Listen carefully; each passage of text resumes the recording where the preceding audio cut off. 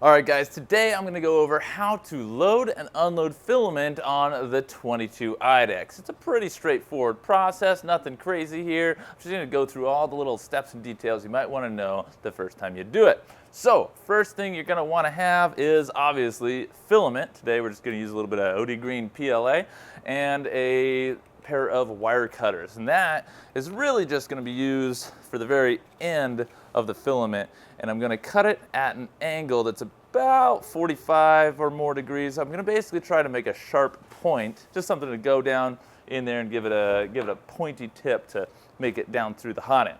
So first things I'm going to do, I'm actually going to turn on the machine on the ATX power here. So now we've got our lights. I'm going to open up the top door and the front door. And then the first thing, really, I'm going to click here, and you'll see the right head says load filament because there's nothing loaded in here. If I go into here, I can say unload or change. The change filament menu is the same as the load filament. So I'm going to click it, and I'm going to select the filament that I want. And now it's going to automatically heat up the nozzle to the desired temperature for extrusion. So as it heats up, it's actually going to go around and do the homing of all the axes. And then as soon as that's ready, it's heated up. I'm going to take this spool, I'm going to put it in here onto the spool holder, and then feed this up through the filament tube. Put it right in there like that. I'm going to find the bottom of the tube. I'm going to stick it up in there, and I'm just going to go with one hand right here and just keep pushing a couple inches at a time. Now it's going to come all the way up and around, and at this point I'm actually going to press down on the quick fitting and pull this tube out. So now I can keep pushing until I get about 6 inches out the end. Now the way I like to do it, you can do it with the filament tube in there, just load it up, hit load filament, it'll extrude and everything, but I like to take it out and actually have it free like this, and you'll see why.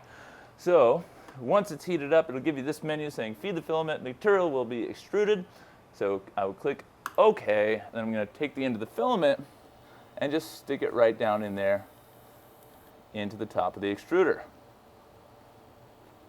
All right, so that actually worked great. I just set it in the top, and then I hit extrude, and it grabbed onto it, so now it's feeding it down in. So now I'm just going to push that filament guide tube back down in, make sure it makes it down into the quick fitting so that it's locked in there, and now it's going to just keep extruding. Now I'm going to have to extrude a couple more times until I see it actually coming out of the nozzle. So I'll just do this one more time.